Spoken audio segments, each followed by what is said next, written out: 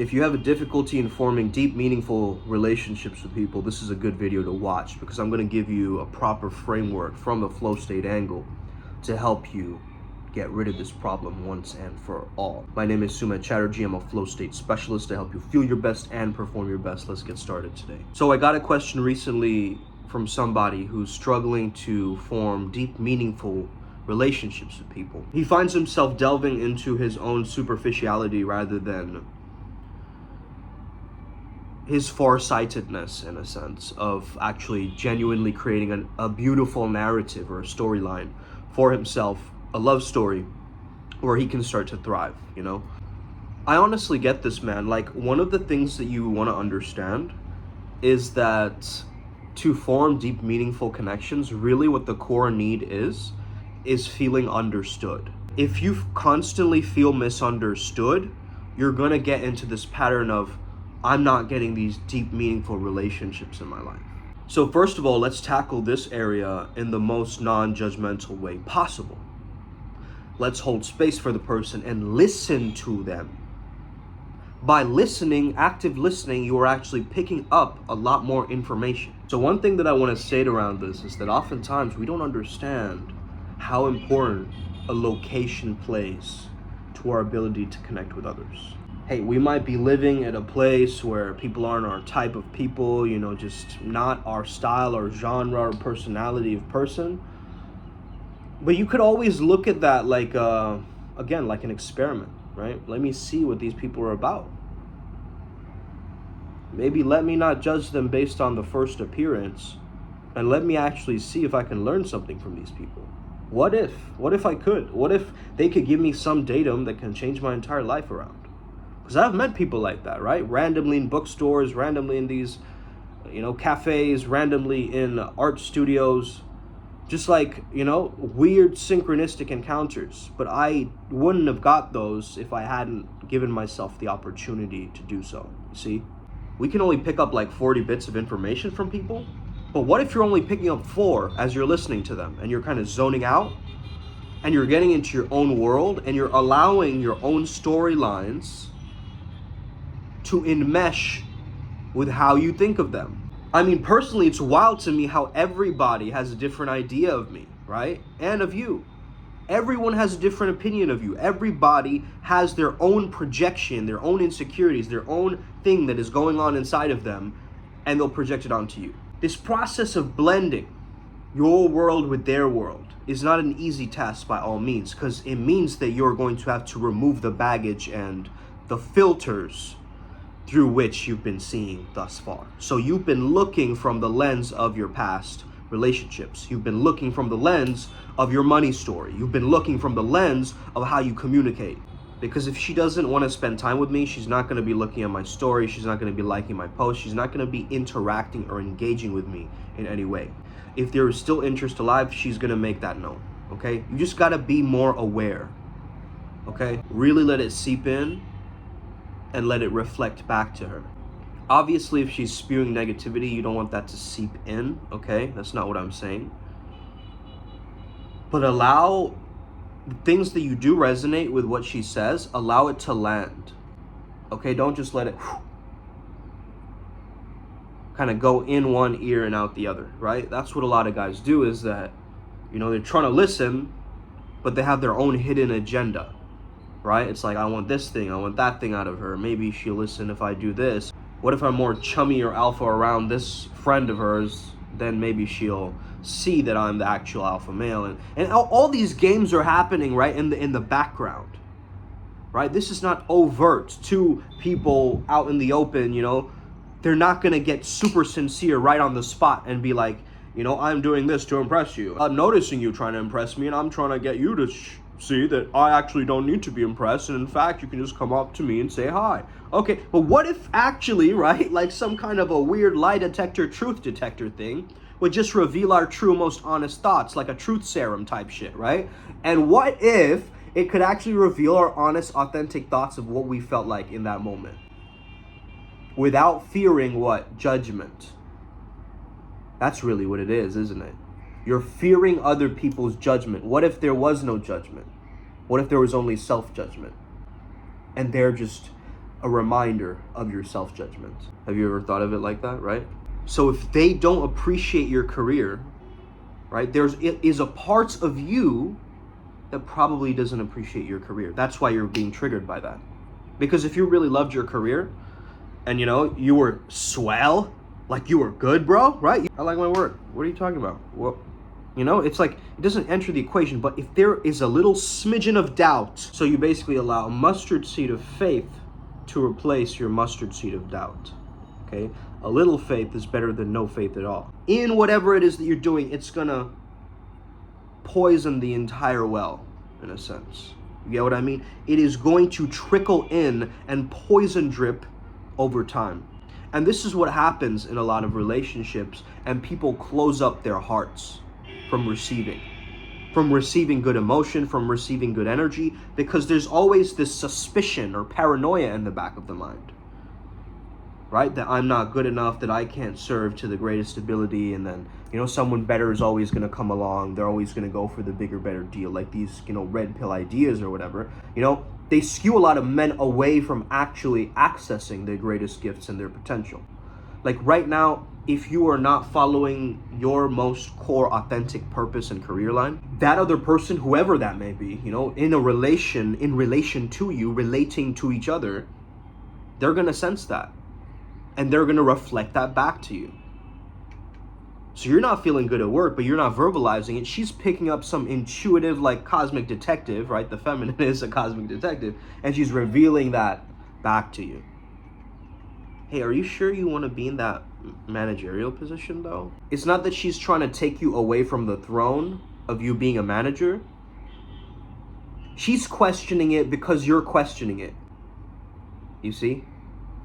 She's going off of your energy. So if you are completely frazzled and confused, she's 10 times that. Okay? So you got to gain clarity yourself of what you're doing, what you want, what you're about, If you're just, I just kind of want to see what happens with this thing. That's not a powerful polarity energy, right? You're kind of taking on her polarity, her feminine polarity, to try to be sexy or masculine in this dynamic, right? It's like the chemistry has got to be there. The chemistry can only work if someone plays up to their most core authentic dynamic, right? Otherwise, it's just like two friends and this weird androgynous like chemistry, right? It's like not masculine, feminine. It's not male to female communication, right? It becomes a friend to friend communication. Those are two very different things, right? So it really depends, man. If you're trying to get a deep, meaningful friendship, by all means, go friend to friend. You're not trying to sleep with them. It's like, I'm going to treat you like a friend. But let's say you've never been in a relationship, or maybe you're thinking about it, or you're kind of pondering it. What is this going to be? Maybe this is for me. Maybe this is not for me. Whatever you're thinking about in your current phase of your life right now. Maybe you've been in a couple of relationships. Maybe you were like the Mac Daddy back in college, whatever it is, right? You got to first understand that your love is dependent on your self-love. Okay, everyone tells you that, but have you really looked at it? That how I relate to myself is going to be the code of how I relate to other people. So if I'm distrusting of my own ideas, my own nature, I'm not saying I have all the right ideas either. You know what I mean? It's like I am testing my hypotheses, in a sense, because I am a mystic scientist. I've got to experiment throughout this life. I've got to go through a trial and error, right? And it is oftentimes a trial by fire. You're going to get tested on this spiritual journey, this mystical journey, but it's so worth it. It is so worth it, because the lessons that you receive in that one moment would have taken you lifetimes to learn. Okay? So that's why I really, really value this path working of Primal Sutra, because it's getting me out of my head and back into my senses again. And that's such a beautiful gift, because now I'm more intuitive and I have my natural instinct on lock. Like I understand and almost feel other people's energies, right? I can even tell, like from far away, how they're reacting to a certain situation, what's coming up for them in a certain situation. It's very weird, right? But if you want that deeper connection and that communication, guess what happens, bro? The other person is thinking maybe they'll be the one to say something and open up first, but nobody does it. That's the main issue. okay? You're thinking they're gonna be the one who opens up and, you know, gives me an icebreaker, and they're thinking you're gonna do that. And so these two people who want to actually communicate, want to open up, resonate, express to each other what's going on, but there's this weird blockade or barricade of this like weird entitlement thing where you expect the other person to say hi to you first. Let's skip that BS. Yo, what's up? Okay? It's a straight line system, as Jordan Belfort says, okay? And I'm not saying this is just for sales, right? You go from point A to point B. But if you're going from point A to point, you know, X, and then coming back to point B, it's like, bro, why are you doing this weird side quest? You get what I mean? Like, you're getting distracted on the map. You said you were going to do this thing. You're going to move towards it. But it didn't happen in that way. Why? Because of your emotions and your thoughts. You got swayed by your emotions or you got swayed by your mentality. But if you can understand that I am the one witnessing my emotions and my thoughts, I am not those things, but I'm the one witnessing it. I'm the one behind it. I'm the one with the controller, right? It's like GTA. You're the one with the joystick in your hands. You're not the character in the game. You are identifying with the character in the game, and that's why you're suffering so much. And how does this help in terms of relationships? The other person is also identifying with the character in their game. But now when you have a different perspective that I am not the character in the game, I'm the controller, I'm the one who can go to menu mode and just freeze, right? Now life will sometimes glitch and take you back to menu mode, where you freeze out of fear. I'm telling you to pause out of integration. There's a difference. One is you're freezing from a fear and you're being impacted or attacked in some way. The other one, you're choosing to be in silence and solitude for the answers to come through you, because you're making space for the divine to chip in. So yeah, man, it starts with that deep, resonant listening, that full body listening. You know when you're on stage, right? When you're acting, I used to have an acting background. Shout out TPM. You have to have something called an on-stage body, which means that you are just still in that kind of responsiveness, that reactivity to whatever is happening on stage. So you might be one of the side characters in the extra roles, in the background, but guess what? There's still audience members looking at you and you are a part of that scene. So guess what? You want to merge with that scene in some way. How cool would it look if you had this joystick mentality, right? Or a video game controller mentality, where you were like looking at your character and almost looking at yourself from bird's eye view, right? If you could see your character and zoom out a little bit and you could look at all the different angles, shifting your perception, you can allow yourself to feel that this is not just a conversation, this is an experience. This is an immersive experience with two people and two souls colliding and sharing ideas and, you know, intertwining their different worlds and universes together to create some kind of a strange space alliance where they meet on neutral territory. Now, there are going to be times where she visits Mars and you visit Venus, right?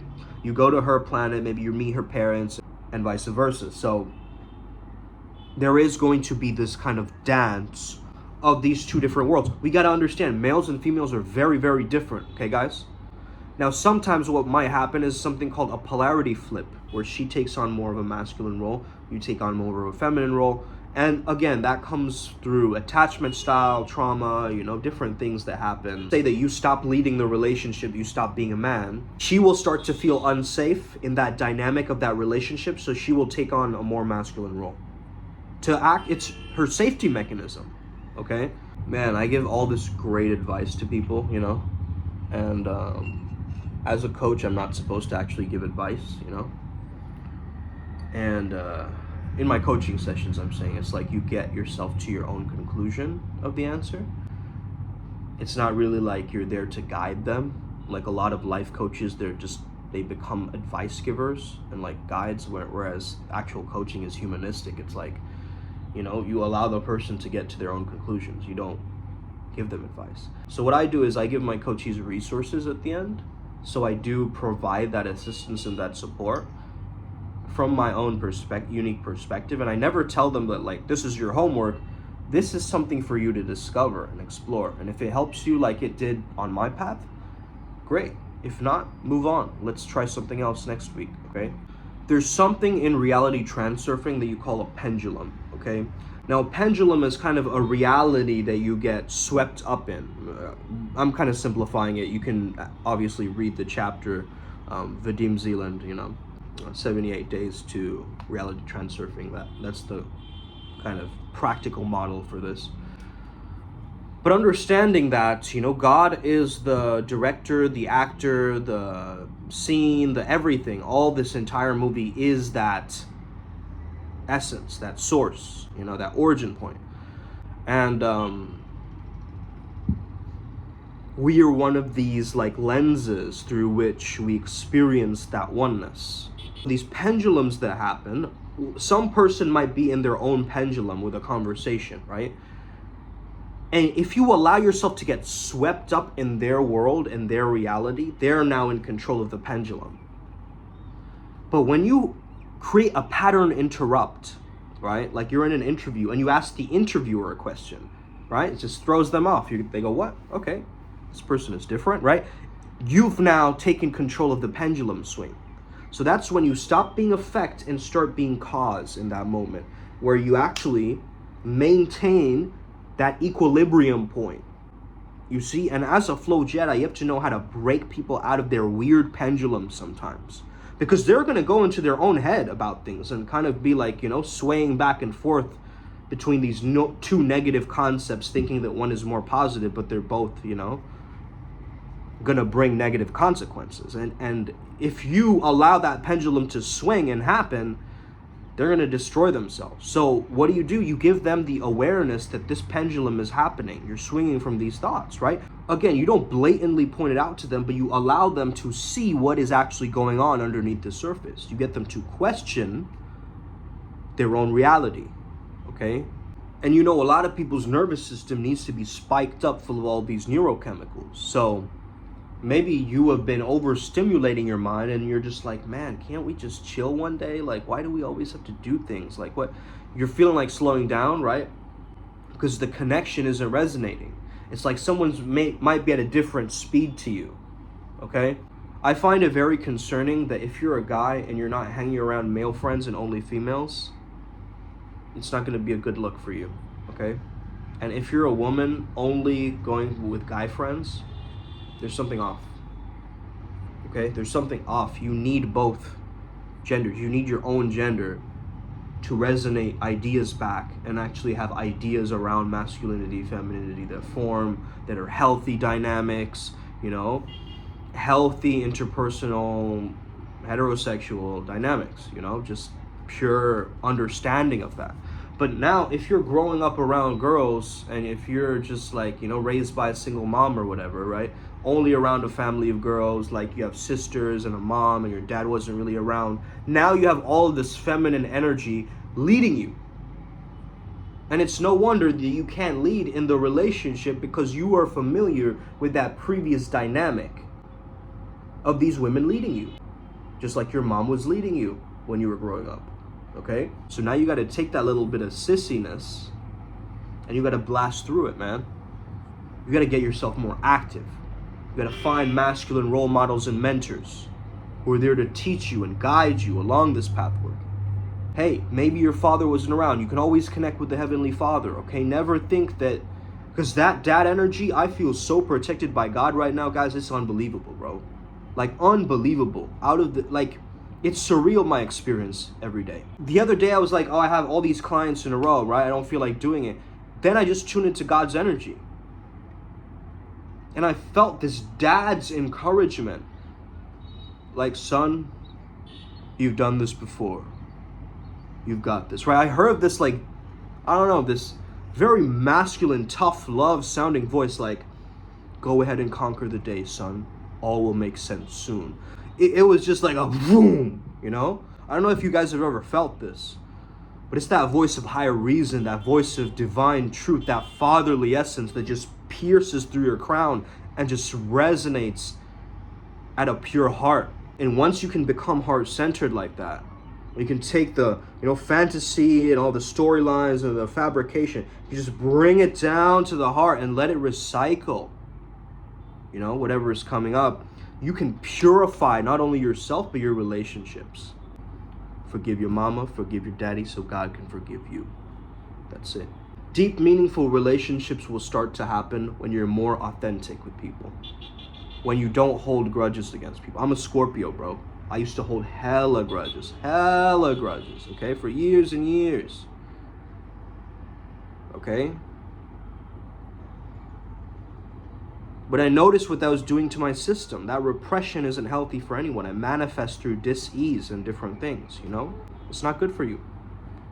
You gotta forgive them, for they know not what they have done, okay? And you got to move forward, man. You're latching on to these old patterns and storylines. You're sticking on to this weird hope that things are going to change. Things are going to magically change based on this interaction with this one person. When you know their patterns, they ghost you and they're flaky and they dip and, they're not giving you the true eloquence and the power and the prestige that you deserve. But at the same time, I don't think you deserve like some kind of extra special treatment just because you're a human. You know what I mean? Like, everybody's trying to get along in this world, So we got to take down our social masks at times and just be real with people. That's how you're going to get deep, meaningful relationships, bro, is when you start being real with people. Fuck the facade. Fuck all the weird, polite distancing. You get what I mean by that? You're being polite with somebody who you don't really know, you don't really like, and you don't want to get into a rapport with, and you're just kind of like, haha, oh yeah, the weather, oh okay, yeah, oh it's great to see you, ha ha ha, and then you kind of do your dance, like your weird social dance, and then you kind of just distance, right? That's what I'm talking about around that, okay? But then you have genuine, really pure-hearted, authentic, real people who are open-hearted, and they're they add a little spice to the relationship, right? They add that extra element, that they're bringing something extra. They're valuable to you. And that value is that fuel source that is going to deepen your understanding. Because imagine spiritual Avengers, guys, okay? If your tribe could have all of their powers and everybody will use their powers effectively so the tribe can grow, that is a beautiful and meaningful relationship. So you got to have your mission in mind, my friends. When you create a deep, meaningful connection with somebody, and you have all of these barricades and storylines in the way, you got to just shatter through all that dogma, all those limiting beliefs, and come up with your own relationship framework that is going to serve you from now on. If you need help with this, shoot me a message. Have an incredible day. Thank you for listening. Costa Rica Retreat, you already know what it is. I'll see you there. Have an incredible day. May the flow be with you and stay legendary. Us, we're all going to make it.